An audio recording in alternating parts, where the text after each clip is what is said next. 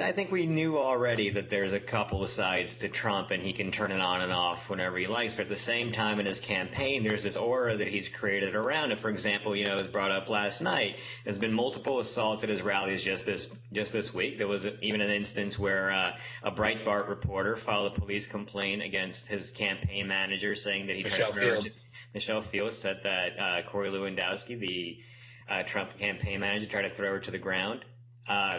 Eric, how does the violence around his rallies reflect on the Trump campaign, even if he does suddenly assume this more restrained approach on the campaign trail?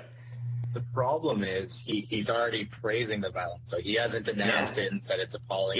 Not only did he defend it last night, today he pretty much said that there needs to be more of that because the protesters are bad.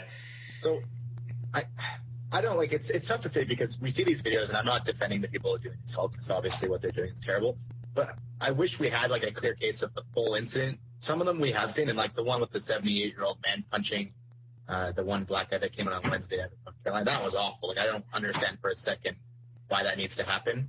But I do know that there probably has been cases where some other protesters have been instigating, and maybe that's why the clashes broke out. I think there was a good quote from the veteran who was pushing the black girl at a rally in Chucky Louisville, I think, where he said basically, so he's not a racist himself, he said, but that he got so caught up in the Black Lives Matter side and the KKK side, and then it kind of just like sucked him in and he got lost. And I think that's really what Donald Trump rallies are, is that you just kind of get lost in this crazy energy and you just forget who you are for a moment. I'm not trying to defend all the protesters or the supporters there because, some of them are absolutely crazy. But I do think, it's similar to any major event. When enough people are doing something, it's easy to kind of get sucked in.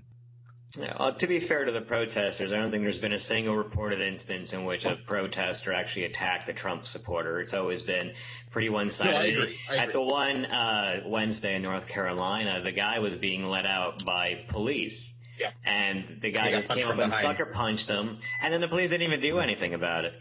But, okay, so Peter, you were talking about for the video. That's right, lots of videos. Peter, you were talking about how this is normal, that candidates go far right in the primary race, come back to the center come general election time. Isn't this a completely extreme version of that? How can Trump, walk back some of the things he said, even though he's basically taken two positions on everything, after the monster he's created that we continue to see every day with these people being assaulted at his rallies?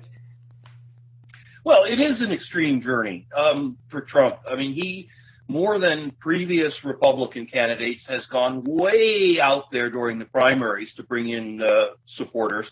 And he's going to have to make a much bigger move back towards the mainstream. Now, don't expect him to head into the center, and I don't think he's capable of doing that. But starting to feint inward, I guess, is the right thing. You'll see certain version of that with Hillary as well. She's adopted a left position as every time Sanders does well, Hillary gets more liberal in the next phase of Hillary, and she'll do the same thing once she's the nominee. Then she's going to pull herself further towards the center. The key in these elections is who puts themselves where. And exactly what does that mean to the electorate? If we're talking about an electorate that is truly as angry and as passionate as Trump says it is, and the voters for Trump seem to imply, then Trump doesn't have to move quite that far. Hillary is going to be having to answer for her statements along the way, where she's basically trying to noodle around agreeing with Bernie Sanders on a lot of issues. She's going to have to, for example, sort out her views on fracking and the TPP and immigration. If she's going into the general election saying the things she said in the previous debate about paths to citizenship, and she's not going to deport a child or a family unless they're, kitty terrorists or something, she's going to have to really deal with that in the general election. Not all Americans agree with those things. Particularly even among Democrats, the idea of immigration is out of control has a lot of renaissance. And, that Hillary just jumping in there and making those statements to try to appeal to the voters in Miami and to try to put herself closer to Bernie, she's going to have to walk those back in. In Trump's case, I suspect it's easier only because he's Trump. he's going to he's kind of like Bill Clinton in a way, in that, he'll kind of say, hey, you guys didn't really take me seriously, did you? So here's what I'm thinking right now.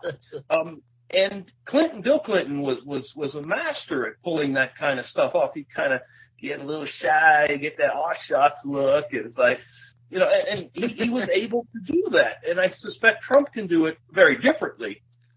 Hillary lacks that personal touch. She lacks the ability to sort of laugh at herself or smile at herself, and kind of wink at the audience the way her husband could, and Trump in his own way does.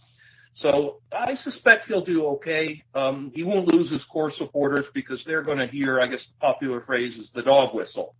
They're going to hear Trump's legions, the evangelicals and others who are going to be out there quietly saying, look, we all know what Trump's got to say to kind of get some more votes, but he's really at the core. He's our guy. Don't you all worry. It's not abandoned. Sorry. Right, so what I would argue on this one is that Donald Trump will be fine with the extreme racist supporters that are following him, because he's really targeted Latinos at the border, and he's targeted Muslims, in a foreign policy sense. So those are two demographics which you can target and not offend as many people. And I'm trying to say this as loosely as possible, because it's a weird concept to try to think about, but those are two things you can target and still kind of be an okay candidate. Whereas if he was to come out and say, let's get rid of all black people or something, then he would obviously have a lot more resentment. So I think because of that, he can carefully play the game and still exist as a candidate. I think that's part of the monster that he's created at rallies. When you look at the protesters that are being assaulted at rallies, there's one thing that they mostly have in common. They happen to be black. So even though Donald Trump hasn't come out, with some kind of anti-black statement like he has against every other minority pretty much, I mean, the optics of this are really bad. No, I fully agree on that, but I guess that's just a case of his supporters being racist pieces of shit, but then and just attacking anybody that's not white. But then how are you going to, rally independents and moderate voters and even those that hate Hillary when you're associated pretty much with white supremacists, with violence against black protesters? Peter, how does he expand this just by talking more calmly at events? Yeah. Well, I'll throw out another potential idea about why we saw a little bit different Donald Trump last night and why we may see a different Donald Trump kind of morphing forward.